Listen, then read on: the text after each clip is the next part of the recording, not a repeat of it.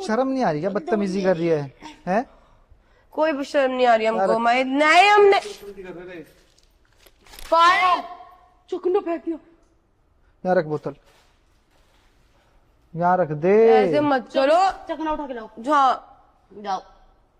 तो बाप का नौकर हूँ क्या मैं?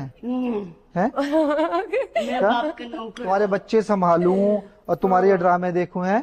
ड्रामे कर लोग नहीं पीते। बहुत अच्छी है, आप भी पी के देखो, बहुत अच्छी है। हमने बहुत बहुत अच्छी, बहुत मेरी मुंह में लग गई। पाल मेरी बियर। मेरे नहीं लेना। घर चल, नहीं मैं नहीं घर जाऊंगी। चल, खड़ी हो। मेरे को नहीं जाना घर। छोड़ो उसे। मैं सुनाई दे रहा? नहीं दे रहा, आज नहीं दे रहा। क्या कर लोगे? आज ये कपड़े उठा के फेंक दूंगा घर कर जाके। दो, फेंक दो। खड़ी हो। ये मेरी चेल्ली है, इसको हाथ में दे। हाँ समझ आई। जो पायल बोलेगी वही करूंगी। जो पेपर मेरी बोतल फेंक दी यार। मेरे पैसे पी।